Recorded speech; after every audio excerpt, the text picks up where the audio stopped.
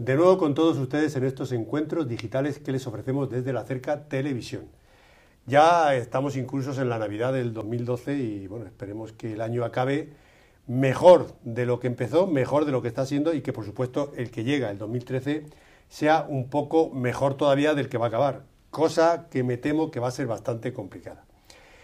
Vamos a hablar, entre otras cosas, haciendo un balance de lo que ha sido el año 2012 en temas de seguridad social, en temas de pensiones y lo que va a ser sobre todo de cara a los presupuestos pues aprobados hace poquito tiempo para el 2013. Para ello vamos a hablar con Pedro Antonio Ruiz Santos, que es portavoz socialista en materia de seguridad social y senador por la provincia de Albacete. Pedro Antonio, buenos días, ¿qué tal? ¿Cómo estamos? Muy bien, muchas ¿Puedo gracias. tutearte? Por supuesto. Manuel. Bueno, pues muchísimas gracias por estar con todos nosotros. A vosotros por invitarme.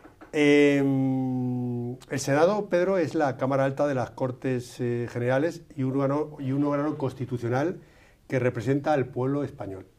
¿Hoy en día tiene sentido el Senado? Quizá más que nunca, ¿no? Sí. Siempre tuvo sentido y lo sigue teniendo. De hecho, nuestra Carta Magna nos encomienda ser la Cámara Alta y la Cámara de Representación Territorial de nuestro país. Evidentemente, con el paso del tiempo hay que ser realista y entender que el sentido también hay que buscarlo. Y en estos momentos nuestra Cámara, el Senado, está en un proceso de reordenación, de alguna manera, buscando una reforma. Hay una ponencia técnica en este momento en el seno del propio Senado para buscar una reforma porque creo que es en estos momentos necesaria. Tenemos que ser una Cámara de segunda lectura en muchas leyes, pero también debemos ser, y entendemos así desde el Partido Socialista, una Cámara de primera lectura en muchas leyes, sobre todo en aquellas que afectan al sentido de nuestra Cámara Alta del Senado, y es en aquello que afecta al territorio. Por lo tanto, se está buscando una solución pactada entre todos los grupos para una reforma del propio Senado. Y nos equivocaríamos si solamente hiciéramos una reforma a la hora, por ejemplo, de elegir los senadores, a la hora de la parte orgánica, sino que sería lo más importante que fuera una reforma en cuanto a las funciones y dotarla del contenido que siempre tuvo un sentido y que ahora tiene que tener mucho más, desde luego, sobre todo con los debates territoriales que en este momento nos encontramos. Porque uno de los objetivos, uno de los fines, Pedro Antonio, del Senado es que haya una representación territorial de las comunidades autónomas suficiente y representativa. ¿Esto sucede? Sucede y además es bueno que esto sea así porque evidentemente cuando se legisla para el conjunto del Estado, cuando se ha desarrollado también con nuestra Constitución el Estado de las Autonomías, un Estado de las Autonomías que ha acabado prácticamente con unas transferencias, no diré totales, pero en muchos casos prácticamente de muchas de las competencias que tienen en este momento el Estado, las tienen las comunidades autónomas. Siempre hay que tener un elemento que vertebre, un elemento que ponga también la tilde en las no diferencias que tiene que haber entre los distintos territorios, porque la diferencia a la hora de gestionar diversas competencias no tiene que hacer que un ciudadano que viva en un extremo del país pueda sentirse discriminado respecto al que viva en el otro extremo. Por lo tanto, esa Cámara de Representación Territorial está reunido y está representado todo el territorio y esa es nuestra labor. Pero Antonio, empezamos a hablar de los presupuestos, en primer lugar de los presupuestos nacionales. Según sus propias palabras, tanto de usted como de Manuel González Ramos, como sabe usted es diputado nacional y también secretario general del PSOE en la provincia de Albacete, estos presupuestos confeccionados por Mariano Rajoy se caracterizan por, leo textualmente, ser insolidarios, injustos e ineficaces. Presupuestos restrictivos elaborados por Rajoy nos alejan aún más de la salida de la crisis. Efectivamente, yo creo que esta es una realidad palpable, pero no solamente que la podemos constatar en las Cortes Generales, en el Congreso o en el Senado, sino que lo podemos ver sencillamente cuando por la mañana salimos de casa y tomamos un café en un bar, cuando charlamos con el taxista, cuando charlamos y conversamos con el vecino, con el amigo, con el familiar y nos damos cuenta que estos presupuestos pues no cumplen la función para que tenía que tener, que es desde luego buscar el bienestar de los ciudadanos y buscar una esperanza y una salida a la crisis en la que nos encontramos. El gobierno del Partido Popular del señor Mariano Rajoy ha decidido salir de la crisis a través de la austeridad. Eso significa que se tardará más tiempo en salir y la austeridad significa en estos momentos que habrá más diferencias sociales entre aquellos que tienen, que tendrán más, y aquellos que menos tienen, que cada vez tendrán menos. Por lo tanto, en momentos de recesión económica como la que tenemos, no podemos presentar un presupuesto que se haga sobre unos conceptos macroeconómicos, ya que sé que la economía es lo tuyo, Manuel, pues que digan que este presupuesto está hecho sobre la base de que el decrecimiento del PIB, del Producto Interior Bruto de este país, sea de un 0,4%, eso lo dice el ministro Montoro, cuando todos los organismos internacionales, el FMI, la OCDE, la Unión Europea, la Comisión Europea, está diciendo que será del 1,4%. Eso de entrada significa que ya habrá un desfase de entrada de salida. Es difícil que cuadren las cuentas, pero lo que es más difícil es buscar medidas que desde luego no están beneficiando a los ciudadanos. No podemos estar, por ejemplo, seguro que entraremos diciéndole que a 8,9 millones de españoles que son pensionistas, sí, que le vamos a revalorizar las pensiones. Hablaremos largo y tendido de esto ahora. Y que esto no sea cierto, porque 8,9 millones de pensionistas, no solamente la pensión va para mantener al pensionista, a su cónyuge, sino que desgraciadamente en este país, hoy, Manuel, tenemos un dato escalofriante.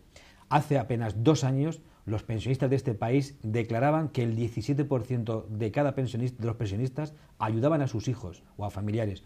Hoy es el 40,4% los pensionistas, según datos de la Unión de Pensionistas Democráticas de España, que dicen ayudar. Significa que la pensión es algo más importante, que en este momento vertebra el país y que luego el Partido Popular ha pasado completamente de ellas. Hasta llegar a estas pensiones que vamos a hablar, si me permite, Pedro, largo y tendido, me gustaría hablar, por ejemplo, también de otros temas, en concreto la reforma laboral. Ustedes presentaron una enmienda a la totalidad. Efectivamente. Que no pudo frenar en todo caso la reforma laboral, que ustedes consideran totalmente injusta e ineficaz para crear empleo, sino todo lo contrario.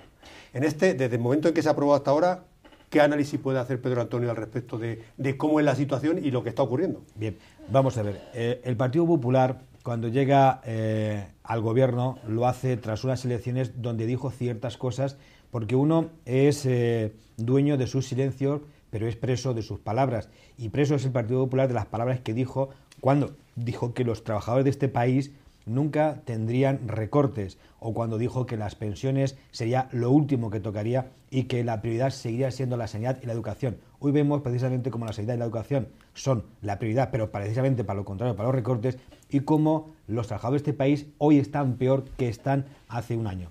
Apenas 9 meses después de esta reforma no tenemos más empleos, tenemos mucha más destrucción de empleo. Estamos en un 25,2% de una tasa de desempleo. Son datos escalofriantes. Los que tenía el gobierno anterior del Partido Socialista, con el señor Rodríguez Zapatero, también eran escalofriantes, pero desde luego las medidas que se nos han puesto encima de la mesa no vienen a ayudar, vienen justo a lo contrario, porque tras la excusa o el escudo de decir que esta reforma laboral lo que pretende es una flexibilización del mercado laboral, que pretende incentivar la entrada al mercado laboral de los jóvenes, que pretende ayudar al conjunto de la relación laboral, es justo lo contrario. Porque ¿cómo se puede entender que beneficie cuando una persona puede estar hasta 1 año trabajando y cuando deje de trabajar por el motivo que sea, por la voluntad del empresario, pues no vaya a recibir absolutamente ni un céntimo por su indemnización? Eso es precarizar el despido, precisamente aquel que no se iba a tocar. ¿Cómo se puede decir que esa flexibilización significa que va a haber menos ERES cuando los datos son justo al contrario? Hay muchos más ERES. Cómo las condiciones laborales del trabajador, en esas condiciones sustanciales que le unen al trabajador, al empresario y al trabajador, se puede decir que beneficia esa flexibilidad y que no va a significar una reducción de la masa salarial, cuando estamos viendo que el descuelgue de los convenios significa precisamente eso, que ahora el salario normalmente no va a venir de un convenio, sino que va a venir de una relación prácticamente de superioridad que pueda establecerse entre ambas partes, pero que siempre va a la baja. Y eso luego acarrea otra consecuencia más.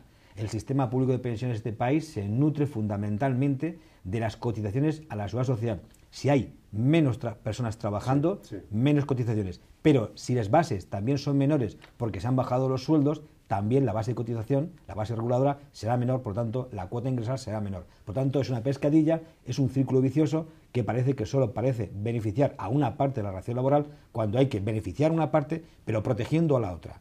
Porque el conjunto de la relación laboral lo que genera es empleo y estabilidad. Y desde luego que estamos haciendo justo lo contrario.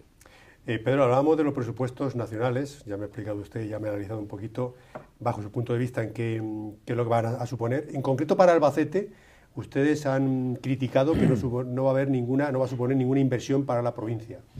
¿Me podría analizar un poquito más qué es lo que va a venir, qué es lo que no va a venir, qué es lo que se ha quitado, qué es lo que usted quisiera que hubiera venido? Bueno, por ejemplo, la última cosa que hemos pedido, por ejemplo, es una estación de AVE para Almansa, que era un compromiso y que incluso el Partido Popular, en la persona de uno de sus diputados nacionales, en una visita que giró para explicar estos presupuestos a Almansa, prometió, y al día siguiente tuvo que llamar a la misma televisión donde dijo esto, diciendo que se había equivocado, que es que no iba.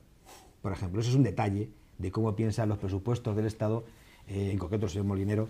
Es un error, pero no es un error baladí, sobre todo para 27.000 almanseños.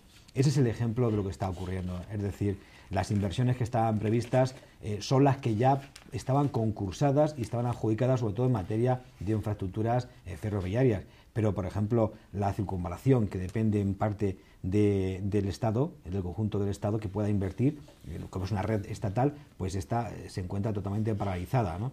Por ejemplo, proyectos que teníamos, algunos muy significativos y otros que pueden parecer menos, pero que son importantes. Yo recuerdo, por ejemplo, cómo nos peleamos en la Diputación por el proyecto de las vías verdes, por ejemplo.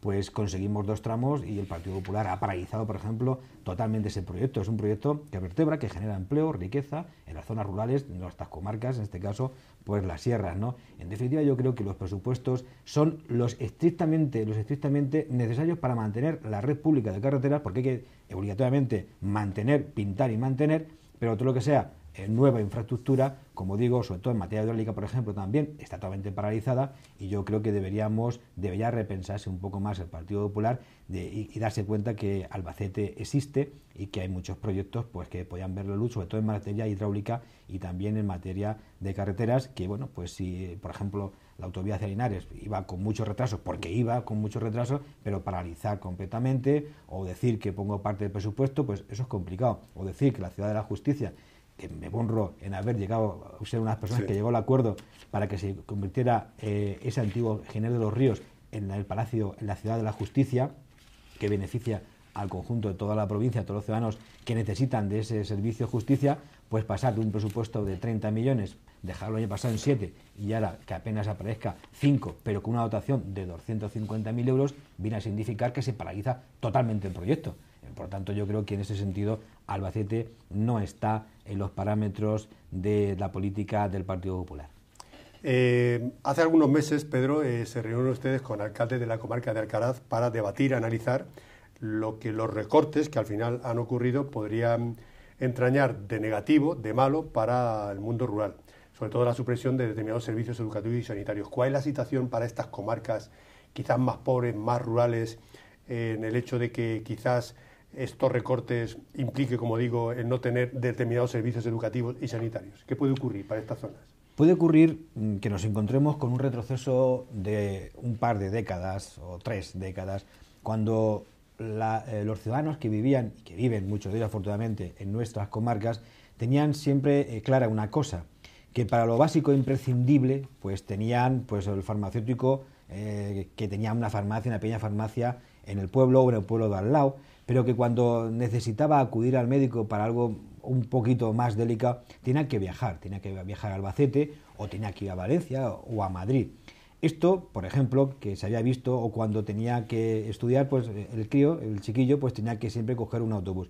Esto que a lo largo de estos años, sobre todo con la llegada del gobierno regional del Partido Socialista, ha ido intentando, y creo que consiguiendo, igualar el mundo rural al urbano, pues, y que hemos conseguido llegar a través, por ejemplo, de la educación de los CRAP a todos los puntos de la provincia, por pequeños que fueran, tener un profesor prácticamente a unos minutos del propio domicilio del chiquillo, o la sanidad a través de los puntos de atención de urgencia, los centros de salud comarcales. Pues esto estamos viendo cómo se está torciendo esa inercia, y estamos todos otra vez pensando que como se nos cierra un CRAP, pues el chiquillo pues tendrá que volver a viajar a la cabecera de comarca. Explique usted a nuestros oyentes y videntes qué es un CRAP.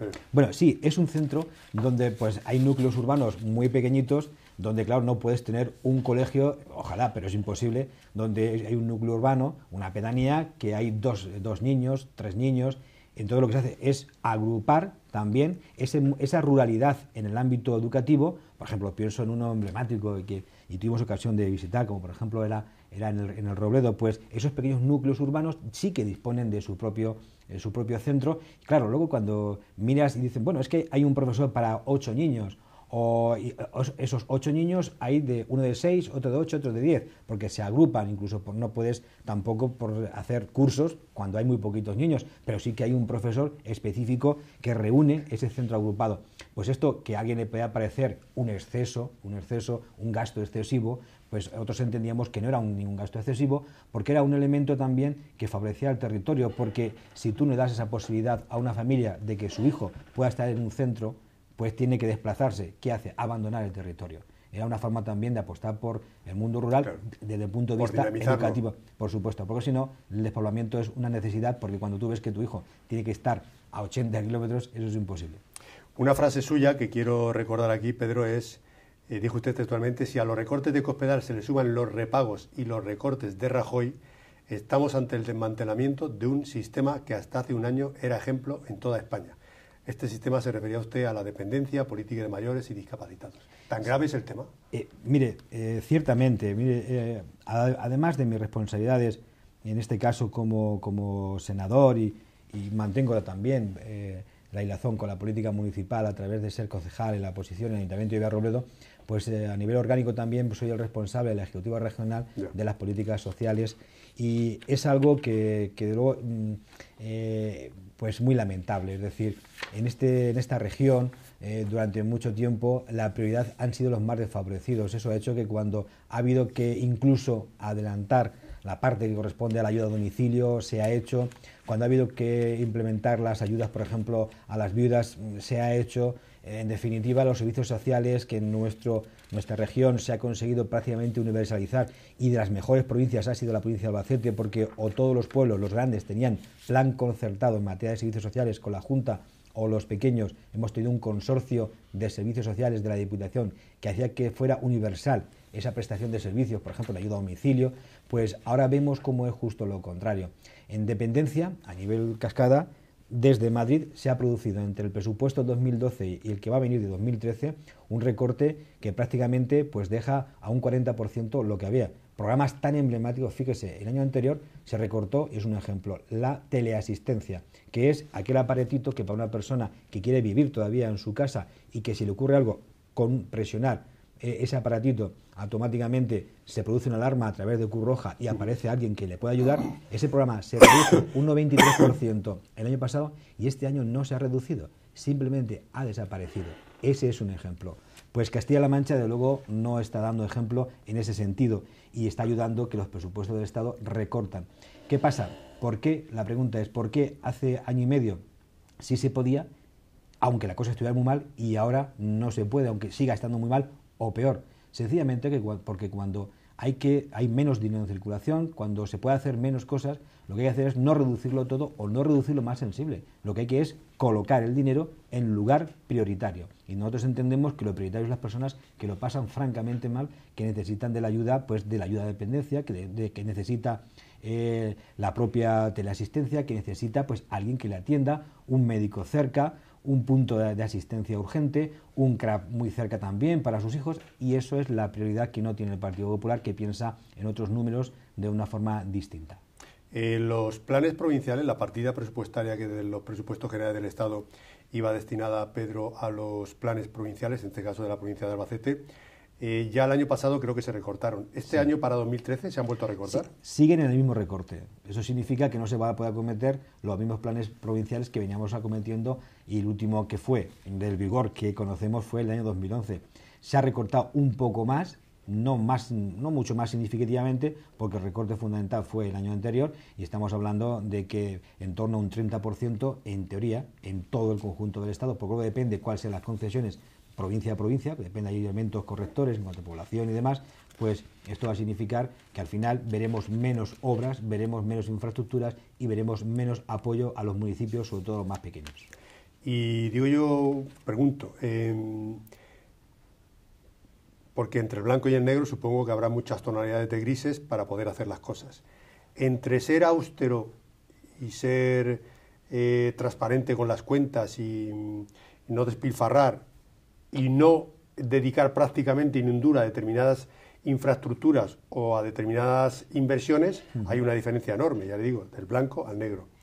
¿No hay unos tonos grises donde poder salir de esta situación, poder o no cumplir el déficit, si es que se trata de ese, por parte del Partido Popular, de ese objetivo, y al mismo tiempo no asfixiar, no colapsar, no estrangular la economía española, que es lo que realmente está ocurriendo? Sí, mire, cuando efectivamente hay dificultades económicas que nadie, por supuesto, las niega hoy, y también con las que convivimos en los 2 últimos años, sobre todo a partir del verano del año 2008, cuando un fatídico día, pues algo que quedaba muy lejano para entonces, esas viviendas, aquellas hipotecas, el Lehman Brothers, aquello parecía que era una crisis financiera, que eso al final no repercutía en el sustrato global y transversal del conjunto de la economía mundial. Y hemos visto que sí, y empezaron los problemas en 2009, 2010, 2011.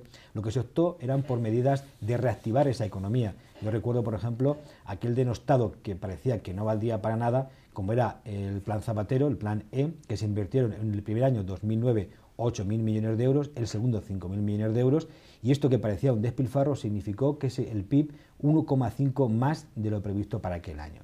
Esto significa que cuando no hay que ser austeros, hay que producir ajustes, pero no pensar en recortes sistemáticos, aquello que peor lo pasan. Evidentemente, claro que hay tonalidades. Lo que no podemos es hacerle más caso a la señora Merkel que al Parlamento español. Es decir, si a nosotros la obsesión es el déficit, que sea el déficit la obsesión de Alemania, pero no está siendo la obsesión el déficit, por ejemplo, de Francia, que está tomando medidas que contribuyen a generar empleo. En este país cada vez pagamos más por la factura de proteger al desempleado, porque tenemos que hacerlo. Pero si generamos también proyectos para activar el empleo y para el trabajo, se produce el efecto que la gente tiene empleo y dejamos de pagar esa factura. Por lo tanto, no podemos hacer eso si, por ejemplo, hacemos como este año, se despide a prácticamente la totalidad de los orientadores laborales que tenía el Servicio Público Estatal de Empleo de este país y también las comunidades autónomas. Por lo tanto, esa tonalidad gris yo creo que pasaría primero por exigir a Europa, y digo exigir, que esa solicitud de que el déficit debe ser tan ajustado y recortarlo en tan poco espacio de tiempo, que se permita que ese déficit se pueda ir absorbiendo de una manera más laxa, para que nos permita, en lugar 2013-2014, pues 2015-2016, para que nos permita un cuello de botella, para que podamos buscar medidas directas que incentiven la generación de empleo. ¿Eso sería posible, Pedro? ¿Eso hubiera sido posible? Hubiera sido posible. Si el Partido Popular o el Gobierno, bueno, en ese caso el Gobierno. Y es que sigue siendo posible. Es que sigue siendo posible. Y además yo me atrevo a decir que es necesario. Es decir, si conseguimos una mayor elasticidad entre que el objetivo del déficit no sea la obsesión que mantiene el centralismo europeo, la señora Merkel, pues podemos permitirnos también esa capacidad de invertir en políticas activas, podemos invertir en nuestros emprendedores, podemos incentivarles, podemos buscar todavía esos nuevos yacimientos de empleo que pueden procurar empleo, que en nuestro caso en España no tenemos que inventar la pólvora ni aspirar a eso, tenemos que apostar por nuestros sectores, por el sector energético, porque tenemos una facultad que no tienen otros, que tenemos sol, por ejemplo, y tenemos viento, tenemos que seguir invirtiendo ahí, tenemos que seguir invirtiendo en nuestra industria agroalimentaria, que tiene una capacidad todavía de crecimiento, quizás no tanto cuantitativa, sino cualitativa. Tenemos los mejores productos y nos falta venderlos al mejor precio, tenemos margen de crecimiento.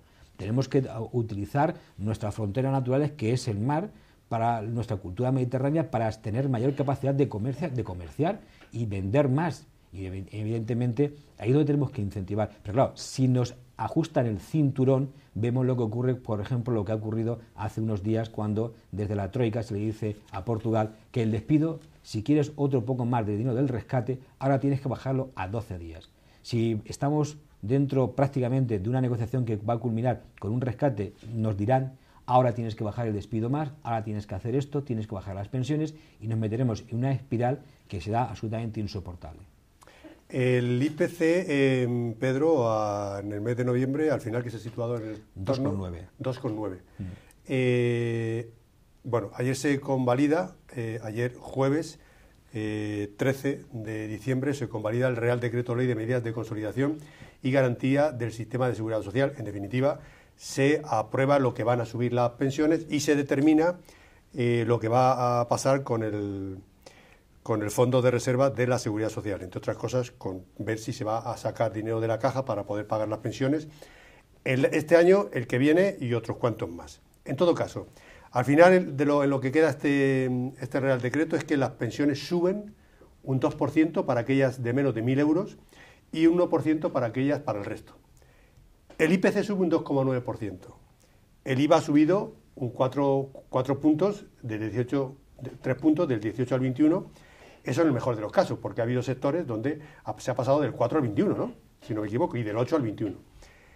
Por supuesto que ya no solamente las pensiones, sino muchísimas más cosas, sueldos, han quedado deteriorados, han quedado obsoletos en base a este IPC del mes de noviembre. Así las cosas, Pedro, digo yo, e intento hacer de abogado del diablo, pero al mismo tiempo ser objetivo. ¿Cómo se puede decir que las pensiones han subido?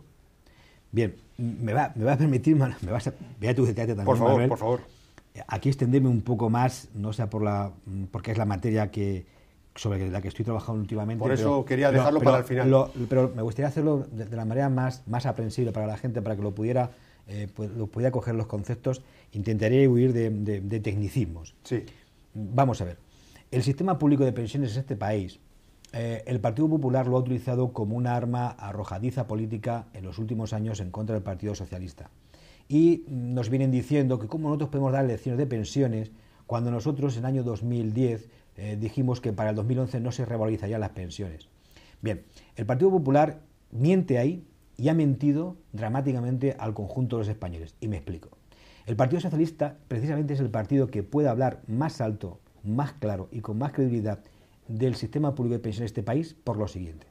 En 1982 es el que creó las pensiones no contributivas.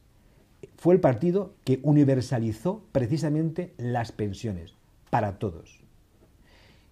El año 1995 se creó el Pacto de Toledo, que es el órgano de consenso donde se examina la política en materia de seguridad social, de pensiones. Entre el periodo 2004 a 2011, las pensiones mínimas, las más pequeñas, subieron un 50%, que descontado el 20% del IPC de ese periodo es un 30%. Es cierto que en un año no se produjo una subida de las pensiones, lo que provocó una tensión en negativo respecto a la inflación de un menos 1,2%. Ahora lo explicaré con un ejemplo práctico. Sí. Pero en 7 años, teniendo en cuenta que todas las mínimas subieron ese 50%, cosa que se lo voy a decir al Partido Popular. Pero es que el Partido Popular en apenas 11 meses ha conseguido un menos 1,9% de desviación sobre el IPC. Dicho esto, nadie me entiende. Pero ahora me voy a explicar. Mire, una persona que tuviera una pensión en el año 2004 de 1.000 euros, el Estado le subía inicialmente una cantidad, un 2%. Y según la ley, el artículo 48 de la Ley General de la Seguridad Social dice que cuando llegue noviembre y se conozca el dato del IPC, si hay una desviación al alza, si es 2,9, 3,1, hay que dar una paga equivalente a esa diferencia y por los 12 meses. Con lo cual, si tú subes un 2%, son 20 euros, y luego es un 3%, tienes que dar un 1%, que son 10 euros sobre los 1.000, y tienes que darle una paga extra de 120 euros. Sí. Y la ley sigue diciendo que para el año siguiente esos 120 euros se consolidan con la pensión. Luego ya no cobras 1.020, sino cobras 1.040. Y ahí se vuelve a aplicar la subida que pretenda el Estado, sí o no, y luego la desviación. ¿Qué ocurrió en el año 2009? Que el Estado subió el 2%. Pero cuando llegó noviembre, son datos que están publicados, llegó el IPC, fue del 0,3%. Y entonces no se produce el efecto de rebajarle a los pensionistas, sino que suben por encima del IPC un 1,7%. Por lo tanto, cuando luego se produce la no revalorización de las pensiones altas, hay una compensación. ¿Pero qué ha hecho el Partido Popular? El otro día nuestro portavoz le decía, es peor no revalorizar que subirle el 1 o el 2%, y se reía el Partido Popular. Demuestra que no conoce la mecánica en este sentido. Porque el subirle un 1%, un 2% y no revalorizar significa que esos 1.000 euros traídos al año 2012 había que haberle pagado una cantidad multiplicada por 14 meses que serían 266 euros. consolidarlos para el 2013. Por tanto, ha perdido 266 más 266 más 19 mensuales, más de 500 euros. Tú les puedes subir 1%, 10 euros. Y las de menos de 1.000, 2 euros, el 2%, 20 euros. Pero 500 euros que en el bolsillo de los ciudadanos no se tiene. ¿Qué ha hecho el Partido Popular? Decir, nosotros no vamos a hacer como los socialistas, nosotros sí que vamos a subir las pensiones, las vamos a revalorizar. Es mentira. Y eso se demuestra muy sencillo y mucho más práctico todavía.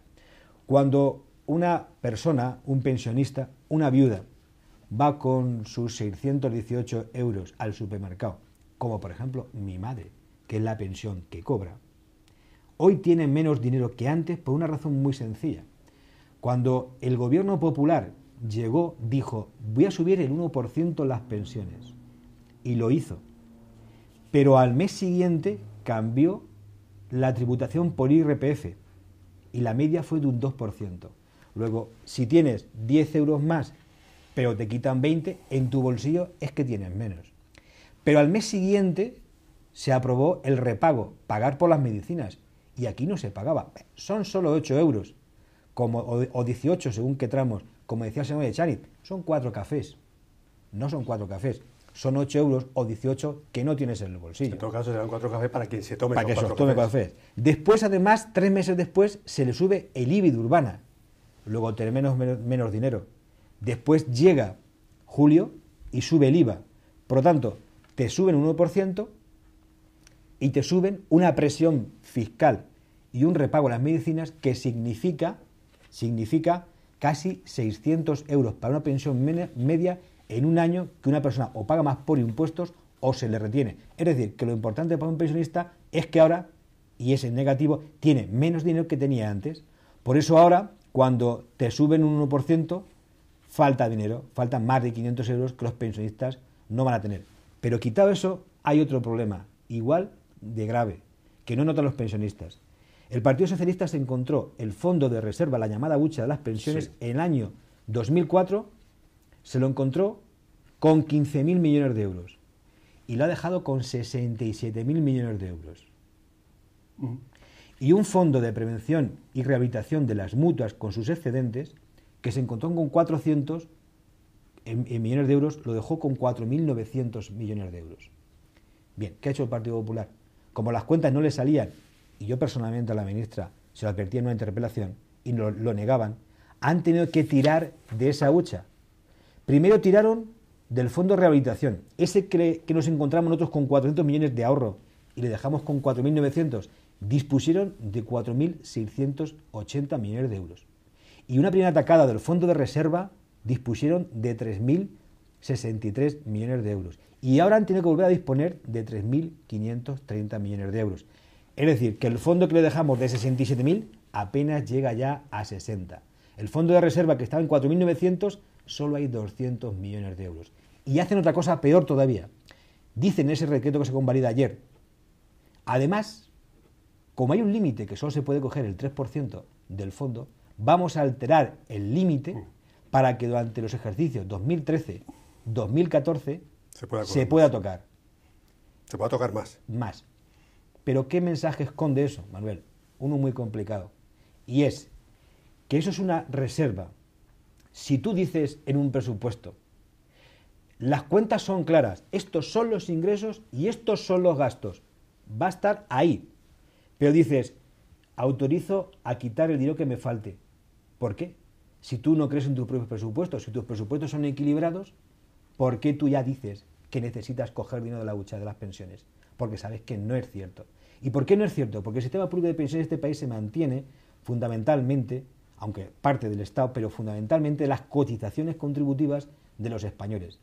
Menos contribuyentes, menos cotizaciones, menos salarios, menos base de cotización, menos cuotas. No puede ser que lleguemos a noviembre y tengamos el récord histórico de bajada de los... Te estoy metiendo un rollo, pero es que es muy importante. No, por favor, no, está clarísimo. Bien. No puede ser que lleguemos a noviembre del año 2012 y sean 205.000 menos los cotizantes, sí, quedando el número de cotizantes en este país en 16,5 millones. Hemos perdido casi 1 millón de asalariados en un año y 800.000 cotizantes, porque eso no es ningún rollo, es muy interesante. Es muy interesante, pero es más, para que luego busque los parámetros, que sé que te gusta mirarlos, sí. Estamos al mismo nivel de cotización que en enero del año 2003, pero estamos en el año 2013, prácticamente.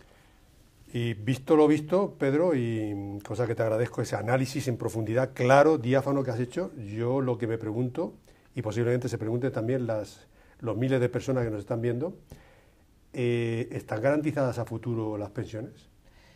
Esa una parte. Y otra, y lo tengo que decir,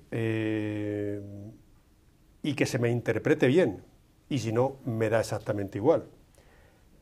Yo no sé hasta qué punto las personas que seguimos pagando a la Seguridad Social, si esto está sirviendo para algo. Porque claro, la sangría de la Seguridad Social, empresarial, del empresario, de los trabajadores, etcétera, que es inmensa, creo yo que es inmensa, cada uno opinará de una manera. Visto lo visto y conforme a lo que usted plantea, lo que se oye en la calle, lo que se escucha de uno y de otro, a lo mejor es que resulta que dentro de 15 años o 17 o 18, cuando en mi caso yo me jubile, pues sinceramente no lo tengo muy claro, don Pedro. Por cierto, ¿tiene usted plan de pensiones privado? No. Bien, eso es porque confía usted en la Seguridad Social. Cuando ejercía como abogado, que lo estuve haciendo durante 7 años, como yo ejercía y estaba de alta en la mutualidad de abogados, aparejábamos también un plan de pensiones. Pero lo abandoné porque me di cuenta, en el año 99, que es mejor un sistema público de pensiones que en uno privado. Porque me di cuenta que luego lo que te venden es que te puedes ir desgrabando, pero cuando quieras rescatarlo es que te descuentan lo que te has descartado. Un sistema público de pensiones bien gestionado. Bien claro. gestionado. No, pero es que el nuestro... Ha estado bien gestionado. Ha estado bien gestionado y es fácil gestionarlo bien. Si me permite, lo intento explicar para que se entienda. Por favor. Bien, vamos a ver. La media del gasto público en pensiones en España... 5 minutillos, Pedro. No hay problema, lo explico. Es de un 10% del PIB, cuando la media del gasto en pensiones en la Unión Europea es del 13%. Es decir, que los españoles podríamos destinar más, que hay estados donde destinan más parte de su PIB a mantener el sistema público de pensiones. Nosotros tenemos un sistema público de pensiones que lo intentan copiar en otros países, los más avanzados, por cierto. ¿Por qué? Porque se garantizan las pensiones. Pero aquí hay un problema. Necesitamos mantener el mismo ritmo que tenemos de sostenibilidad, porque el reflejo es el fondo de reserva. Si había un fondo con 15.000 y se deja con 67.000 y se nutre de los excedentes, es decir, que cada año había más dinero del que pagábamos, significa que es sostenible. Ese dinero no ha salido de cualquier sitio, ha salido de que lo que pagábamos por cotizar era más que lo que pagábamos a los pensionistas. Correcto. Entonces, sí, claro, 2004, 2011. ¿Qué ocurre? Que en estos momentos, con la presión a la que se han sometido los salarios, bajando su importe, produce una bajada. La reforma laboral en eso es letal. Y también el crecimiento constante del desempleo.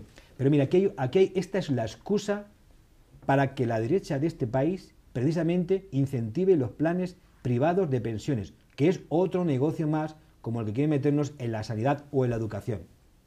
Y es falso, porque los miedos demográficos, es decir, en 2050 seremos más personas mayores que cotizantes, eso no es cierto, porque ahí hay unos elementos que hay que analizar. Los flujos migratorios, por ejemplo, la incorporación cada vez mayor de la mujer al mundo laboral, las bases de cotización. Nuestro sistema es sostenible, incluso aumentando más el número de pensionistas. Pero esto es muy sencillo. Tenemos que sacar cuanto antes personas del desempleo, sobre todo porque tendrán trabajo, que es lo importante, y el drama familiar se eliminará. Pero también dejaremos de pagar por ese desempleo. Y tendremos a su vez más ingresos porque van a cotizar. Ese es el objetivo. Está calculado que por cada euro que inviertas en generar empleo, se produce un retorno de 1,5 a través de lo que no pagas en desempleo y lo que recibes por la cotización. Claro, pero ese es el camino.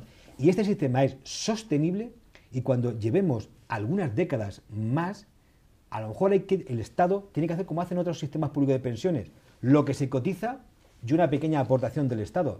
Aquí estamos, los trabajadores sostienen el sistema público de pensiones, en otros sitios es el Estado y los trabajadores. Aquí aún no hemos necesitado que el Estado aporte a las pensiones, se está sosteniendo por sí solo, luego es viable. Incluso cuando pase bastante tiempo, podemos dedicarnos algo menos a carreteras y también a apoyar el propio sistema público de pensiones. Por tanto, está garantizado, pero luego son ataques muy serios lo que está haciendo el Partido Popular al mismo. Bueno, están garantizados, dice usted, en la medida en que se hagan determinadas cosas que usted está diciendo. Correcto. Digo yo, pregunto otra vez, en la situación actual, dado la que está cayendo y las perspectivas que hay, usted, como senador por Albacete, y viendo y lo que está viendo en el Senado y en Madrid, le pregunto otra vez, ¿están garantizadas las pensiones a futuro estando como estamos? Están garantizadas, lo que ocurre es que las tensiones a las que la somete el Partido Popular hace que tengamos, en lugar de superávit como hemos tenido en los 3 últimos años, podamos tener déficit que tengamos que aportar de la propia hucha.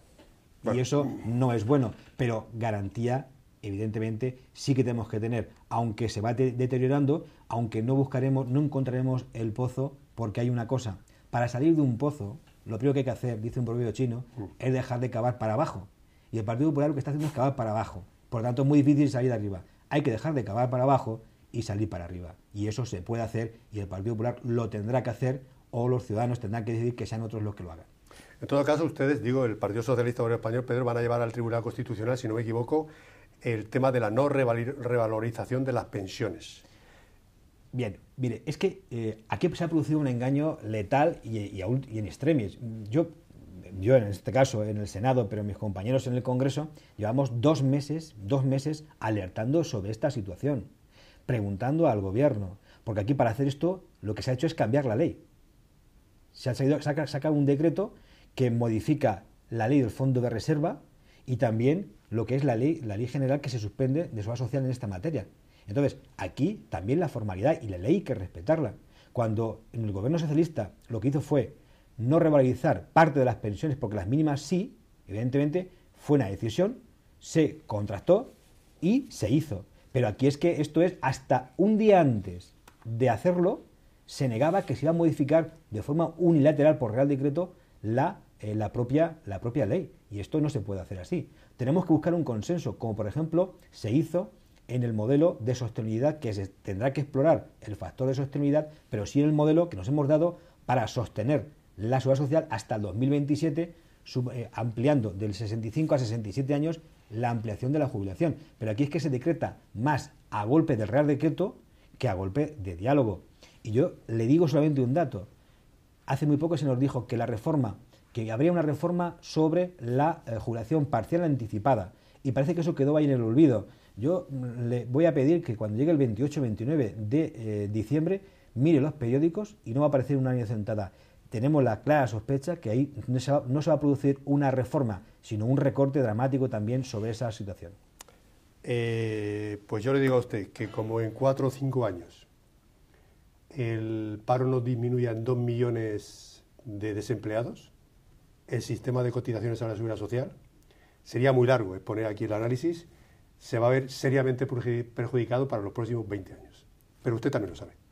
Sí, yo lo sé, pero Manuel, afortunadamente hoy hay 2,41 en concreto cotizantes por cada pensionista. El Partido Popular está haciendo que eso decaiga. El Partido Popular tiene que cambiar automáticamente de estrategia y tenemos que intentar buscar a través de flujos migratorios, a través de incorporación de sectores que aún tienen un margen y desde luego mantener los salarios para que nuestro sistema público de pensiones sea sostenible. Pero luego la garantía pasa, como tú dices, para que esta inercia de creación de desempleo, claro, no que nosotros también padecimos, no hay que ocultarlo porque es la verdad, empieza a torcerse y automáticamente se genere la confianza suficiente. Pero no se genera confianza diciendo que tenemos que ser austeros durante mucho tiempo, porque entonces nadie invierte, nadie saca su dinero. Correcto. Y desde luego lo que se produce es una involución en vez de una evolución. Hay que calentar la economía, calentando la economía y que haya financiación, que esa es otra por parte de la banca, pues me imagino que las cosas irían a mejor. Pero como es justo todo lo contrario, yo lo que digo es ¿hasta cuándo? ¿Hasta cuándo? Pues Pues don Pedro Antonio Ruiz Santos, portavoz socialista en materia de seguridad social y senador por Albacete. Ha sido un verdadero placer, ¿eh? Muchas gracias. Enhorabuena por su elocuencia, por su capacidad de análisis y por su sensatez. Muchas gracias, Manuel. Y a todos ustedes, pues volveremos en una próxima edición de estos encuentros digitales. Esperemos que esta tertulia, esta conversación con el amigo Pedro Antonio Ruiz Santos, pues les sirva de análisis, de reflexión para este fin de semana y para los próximos, si así lo desean. La verdad es que merece la pena. Muchísimas gracias, que sean felices.